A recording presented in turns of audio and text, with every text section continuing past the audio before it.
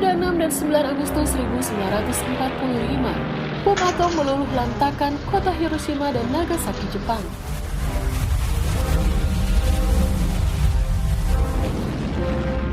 Kehancuran dua kota ini mengakibatkan kelumpuhan kondisi politik dan ekonomi Jepang.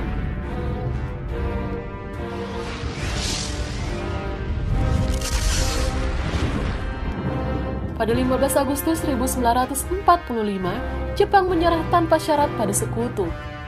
Kaisar Hirohito tampil di radio nasional Jepang pertama kalinya mengumumkan Jepang menyerah.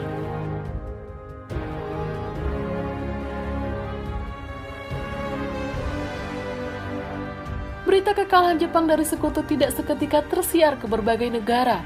Namun, berita ini diketahui oleh Sultan Syahrir, yang saat itu melakukan gerakan bawah tanah untuk mempersiapkan kemerdekaan tanpa bekerja sama dengan Jepang. Saat pemuda gerakan bawah tanah di Indonesia mendengar kekalahan Jepang, Soekarno, Muhammad Hatta, dan Rajiman Widyodiningrat sedang berada di Dalat, Vietnam. Sejak kedatangannya tanggal 9 Agustus 1945, mereka baru dapat bertemu dengan Marsekal Hisaichi Terauchi tanggal 12 Agustus 1945.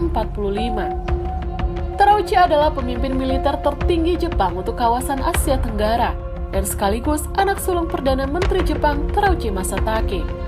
Ia berpesan bahwa Indonesia harus segera bersiap-siap merdeka, dan itu menjadi tugas Soekarno, Hatta, Rajiman, serta para anggota panitia persiapan kemerdekaan Indonesia untuk mempersiapkannya.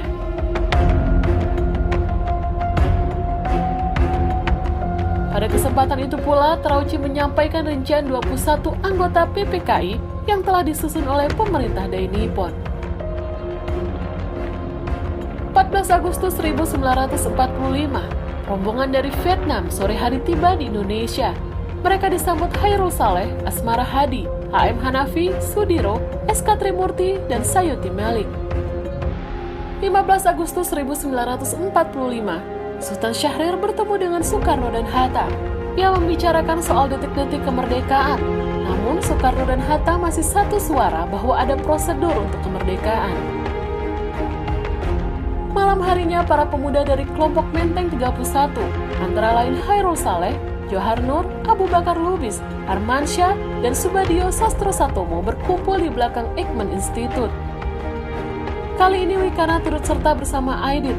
Mereka kembali membahas rencana proklamasi kemerdekaan Indonesia.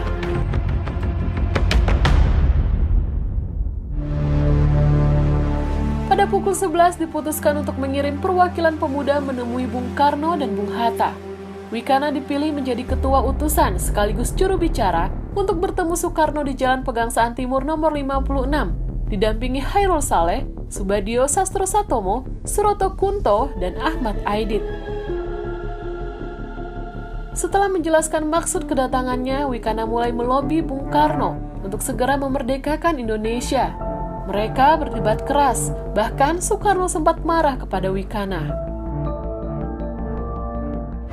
Menjelang sahur pukul 1.30 dini hari, lobi Wikana pun gagal. Akhirnya para pemuda undur diri dan melanjutkan rapat ke asrama Baperpi di Jalan Cikini nomor 71.